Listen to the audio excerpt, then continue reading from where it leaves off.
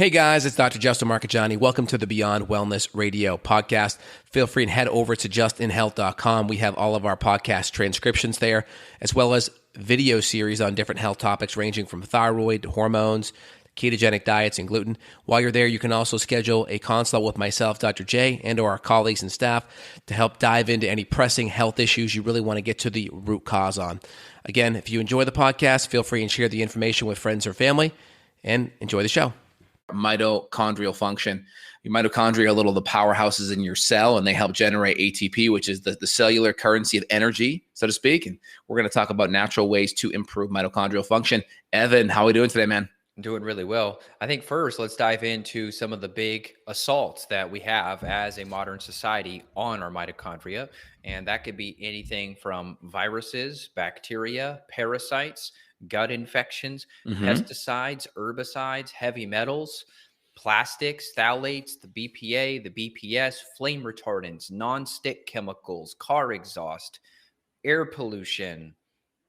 Did I miss any? I think you hit a lot of them. I would say being sedentary, there's a lot of mitochondria in your muscles. And if you don't do enough, you don't put enough force to those muscles, they will atrophy.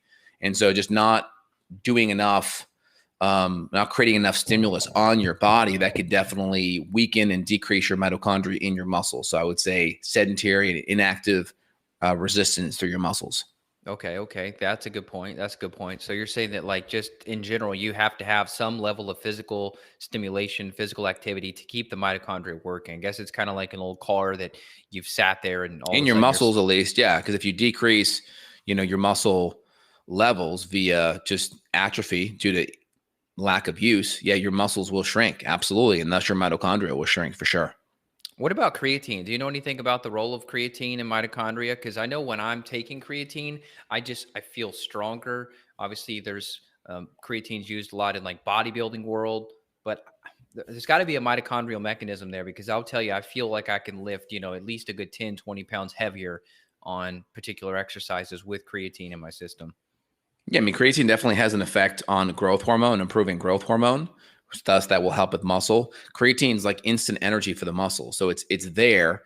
It's ready to be used right away in that first 10 seconds, or 5 to 10 seconds of muscle use, or like explosion movement through that muscle. So that definitely plays a role in muscle. I'm not sure how it plugs in 100%. Because really, with ATP, right, and the mitochondrial function, if you look inside the mitochondria, you have glycolysis, and then you have the electron transport chain.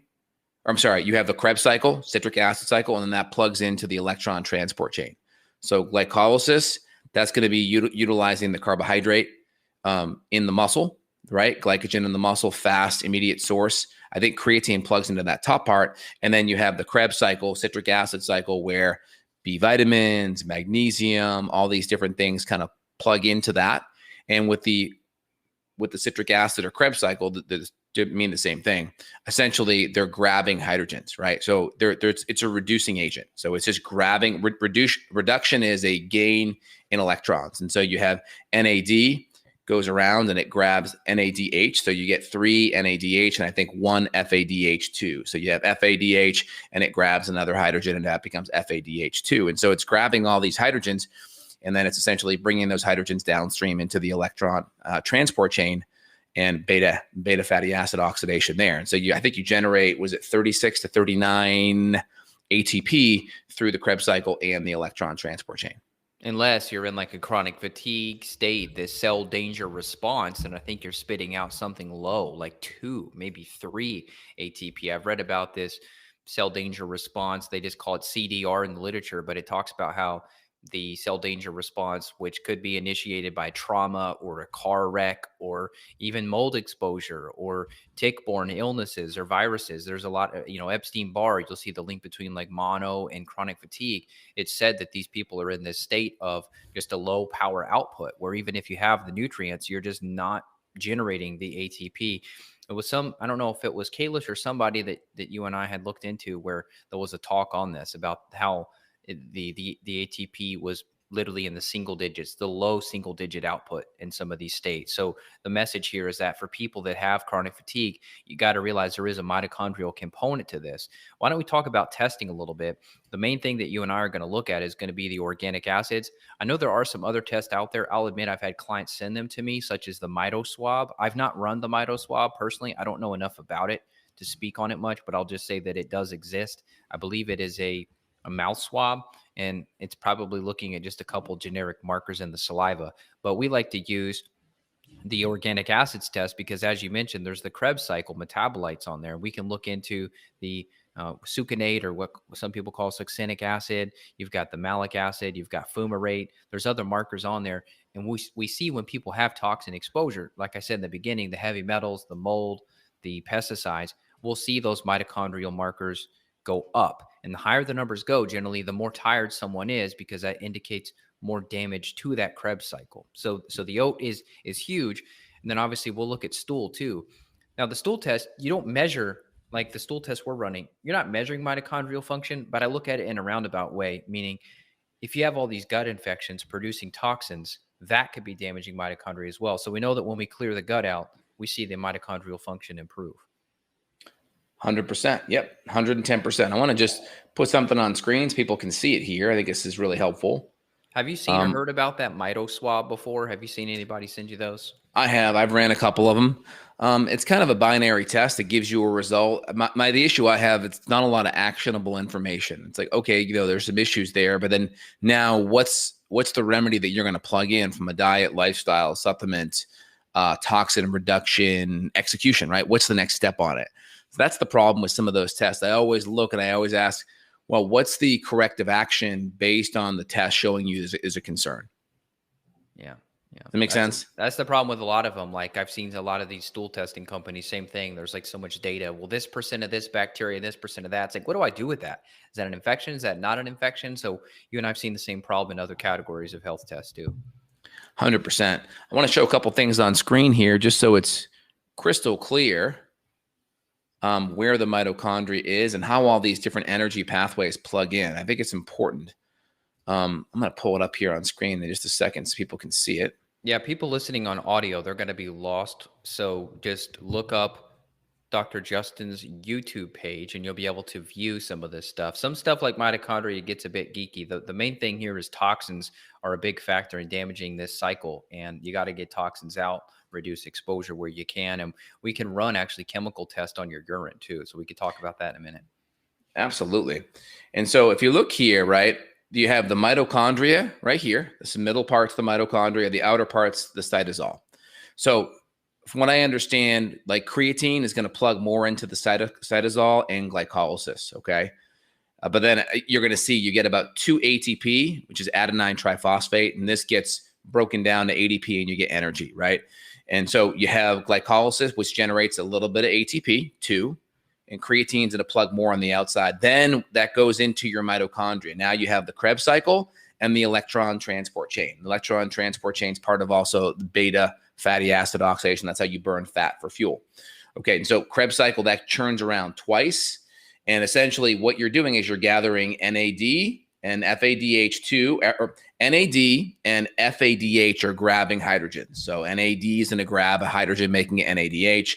FADH is going to grab a hydrogen, making it FADH2. So I think you're going to grab, it's like 2 or 3 NADHs and then 1 FADH2. And all those hydrogens then go into the electron transport chain here. And this is where you generate most of your ATP. And again, what comes out? Oxygen comes in. This is why if you're like anemic, right, and you're not carrying oxygen well, that's why you're going to get tired. And this is going to have effect on like your thyroid and your adrenals, because the mitochondria is important for energy at all levels. And so if we have anemic issues or we're inflamed, because inflammation is going to make it harder to carry oxygen, and also nutrition, because this electron transport chain, when we run organic acid tests, we can look at citrate, malate, fumarate, succinate. These are important metabolic, essentially, inputs into the Krebs cycle that correlate with certain nutrients like amino acids, alpha lipoic acid, magnesium, B vitamins. And so we can get a window on how this Krebs cycle is functioning based on the organic acid testing at some of those compounds. And then also cysticonatate, citrate, right? These are really important.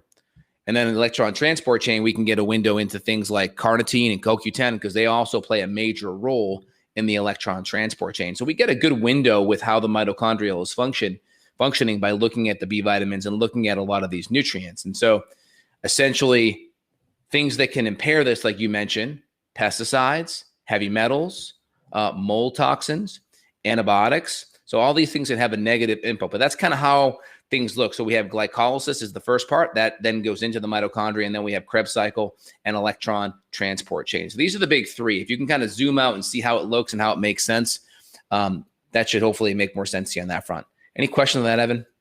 Well, people listening to that, they're going to be like, wow, this sounds like a really crazy, rare problem, right? This must be just rare. This must be like a 1 in a million case. And I would say, not going to say 99, I would say 90% of the people we work with, I see some level of mitochondrial dysfunction or damage, either on the chemical profile test. So that's something I alluded to earlier.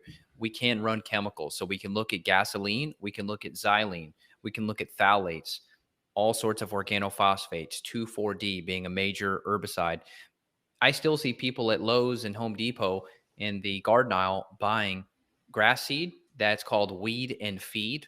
Weed and feed is a grass seed mixed with 3 different types of herbicide. It's 2,4-D, I believe it's dicamba and glyphosate. I could have mixed one of those up, but either way, it's 3 different chemicals, very toxic substances mixed with grass seed.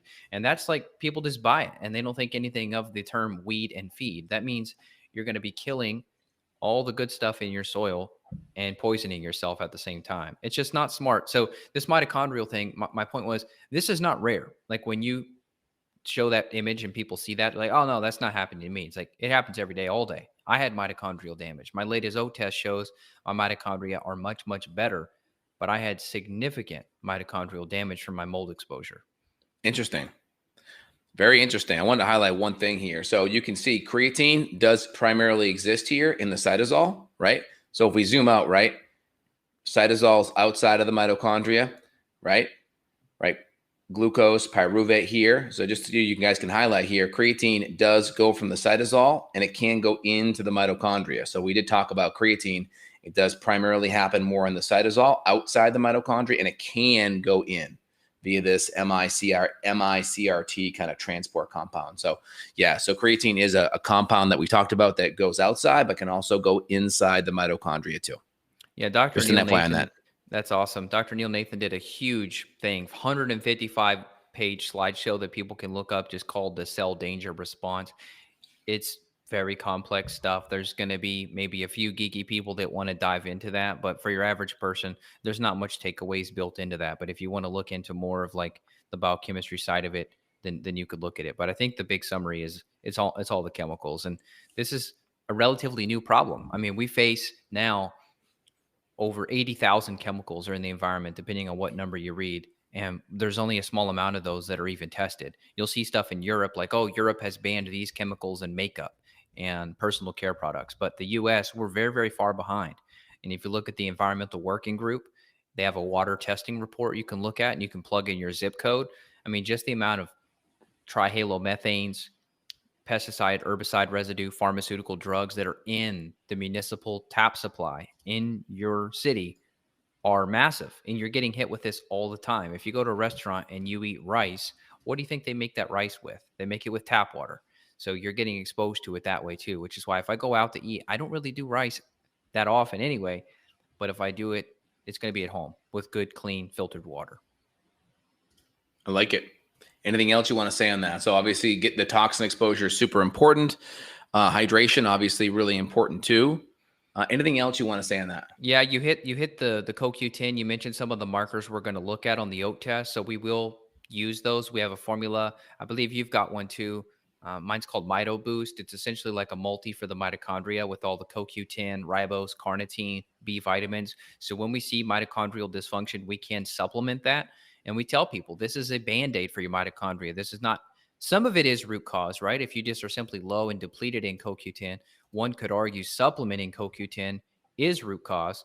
But reality, it was usually, oh, here we go. Let me see if I can share this slide with you.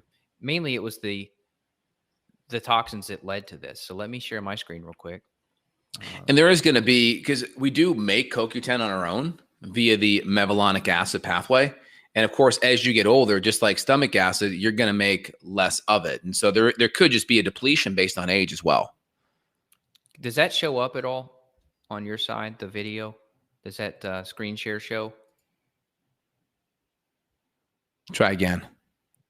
There's like a little bell there. Let me pop it up again. How about that? Yes. Oh yeah. Let me highlight it. Go ahead.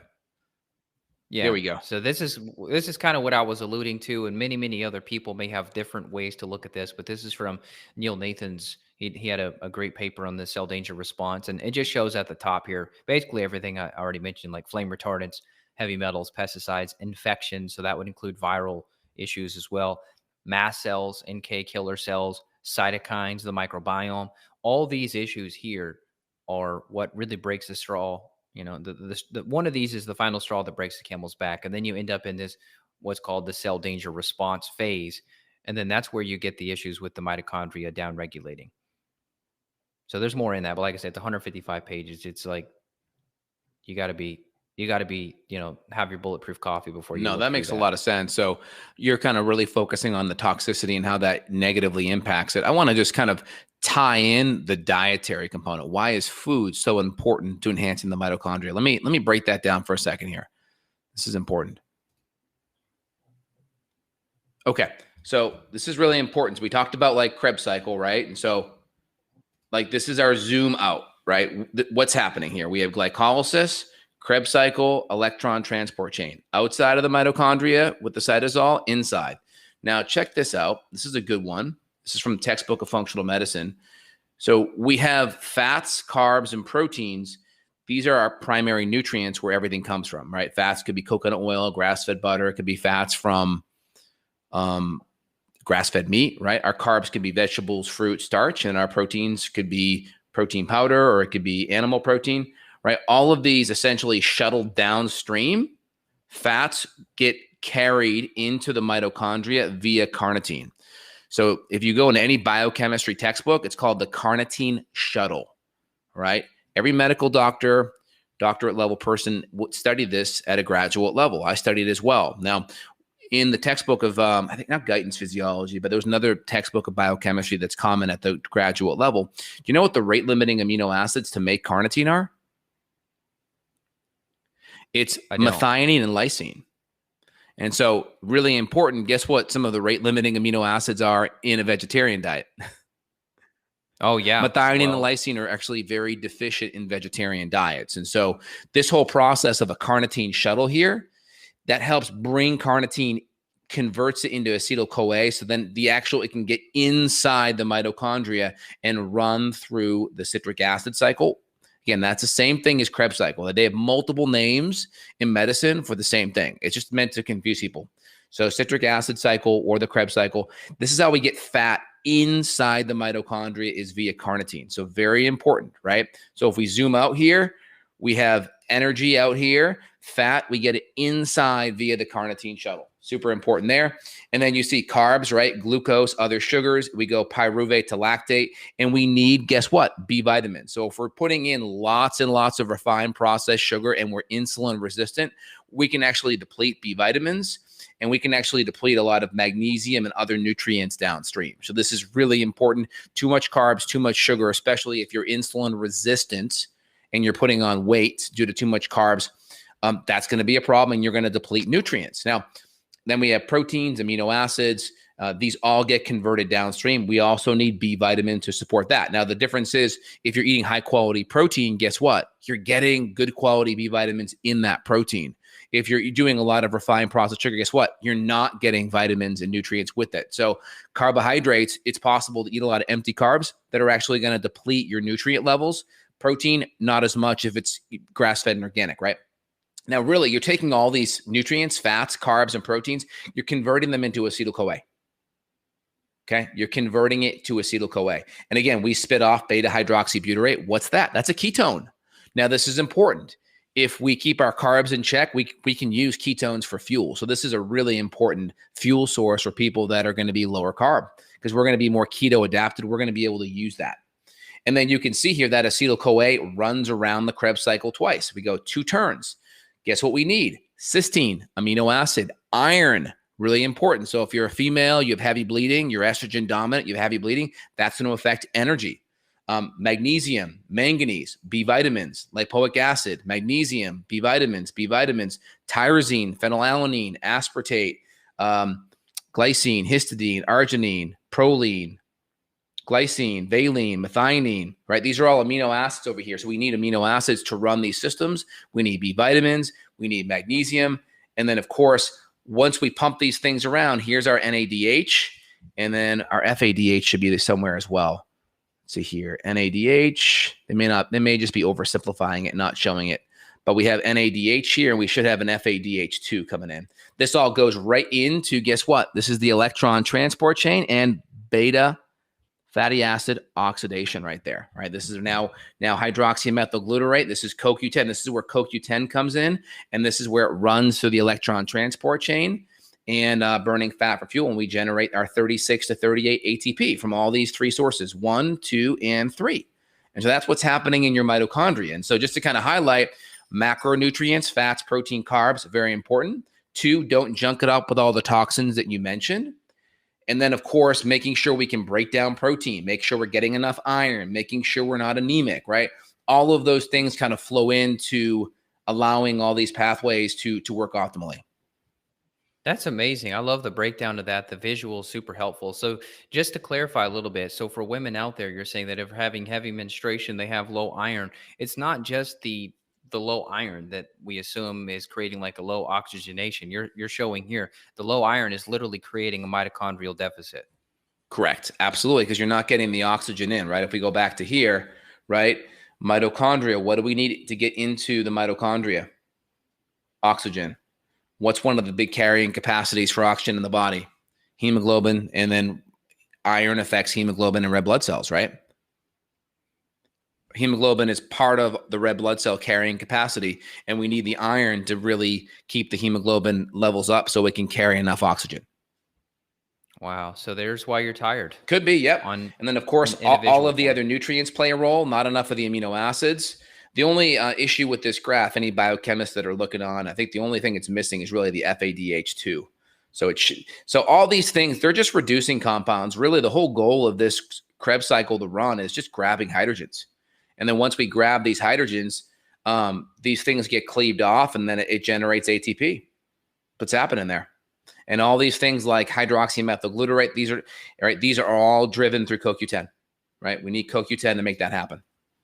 Now, for people like supplementing ketones, if you go back up to the top there, you can basically kind of inject your own spark plug into the cycle, I guess, right? If you're taking exogenous ketones, what is that doing in relationship to this whole cycle? It's giving you more beta hydroxybutyrate. The problem is your body's going to primarily want to use that when insulin levels are lower. So you have to keep your insulin levels in check. If not, you're not setting your physiology up to want to burn that. You're probably going to pee it out more than likely versus burn it. Because typically your body has an enzyme called hormone sensitive lipase where it wants to break down fat and convert more of these ketones. Hormone sensitive lipase is inverse with insulin. So higher your hormone sensitive lipase is, you need lower insulin to make that happen. So the lady who eats the donut and then goes to the store and buys her exogenous ketones, she's wasting her Probably money. not as good. There may be some mild benefits that you get cognitively just because your brain has some additional fuel to run on. If people's brains are insulin resistant, they may have a lot of sugar from that donut, but their cells in their brain may be so numb to it that they may not be able to access it. So some ketones could be helpful, but in the end, you want to fix the insulin resistance. If you're going to do it, try doing both. Don't just do the ketones. Try to do both if you can. And you can make your own ketones too for free. Yeah, that's how you're doing it. You're keeping your insulin in check and you're going to start making your own 100%. Yeah. Cool. That was awesome. Very cool, guys. Well, hope you guys enjoyed today's podcast. We're trying to be a little bit more visual, go into some hard sciencey stuff, but, just kind of zoom out. Like, what's the take home, right? The take home is don't put junky toxins in that screw up your mitochondria, right? Antibiotics. If you have an acute infection that's not resolving, you got to do what you got to do, right? You have an acute pneumonia, you got to do what you got to do. Talk to your doctor about it. Just don't go to antibiotics all the time as your first line defense. Try to do some more natural things to fix it. Number two, try to be aware of mold in your environment. Make sure you're not getting exposed to pesticides, chemicals, heavy metals. Make sure you're doing your best to hydrate, right? We need water to make this whole thing work too, okay? I would say after that, make sure you have your macronutrients dialed in, good quality protein, fats, and carbohydrates, organic sources. Dial in your carbs so you're not insulin resistant, and make sure your inflammation is good. Inflammation helps with oxygenation and blood flow. Then after that, we can look at using supplemental nutrients. In my line and Evan's line, we have Mito Supports products. Mine's Mito Synergy. Evan's is Mito Boost. We'll put links down below. Those products have a lot of these nutrients. It's going to have the ribose, the creatine, the carnitine, the B vitamins. It's going to have the CoQ10. It's going to have actually Krebs cycle intermediary compounds like fumarate, malate, succinate, all those different nutrients to run those pathways better. Of course, that all sits on top of a solid diet. Don't take supplements if you're going to eat crap. Eat really great and then say, okay, now I'm going to work on enhancing it. And again, we can run testing on organic acids to look at some of these intermediary nutrients like citrate, citriconate, succinate, fumarate, malate. We can actually test them, which is pretty cool. Yeah, the testing is the best part because you know if you actually need it. I can tell you the average person has mitochondrial problems. So in general, could you just take this? I kind of call it a multi for the mitochondria. Could you just take that test, like a guess and check? You could, but we like to see the data. And obviously, my biggest thing is looking for mold colonization, candida overgrowth, clostridia, some of these gut infections, and how that affects your brain chemistry too. So when you do the oat, you really are getting the best bang for your buck in terms of testing. Like if you could only do one test out there, I think the oat would probably be the number one most important one. 110%. Anything else you want to say, Evan? If people need help, they can reach out to you worldwide or me worldwide, Dr. J at justinhealth.com. justinhealth.com, me, Evan at evanbrand.com. And we would love to chat with you about your symptoms, your goals, and we'll tell you if you're a good fit for care. So please feel free to reach out. Look forward to helping you. Excellent. Again, justinhealth.com here. And then you guys have any questions, comments, or concerns, put them down below. Let us know kind of what you're doing, what's working. That really helps us out as well. Very cool. All right, guys. Well, you guys have a phenomenal day here, and we'll be in touch. Take care, y'all. Sounds good. All right, bye. Bye-bye.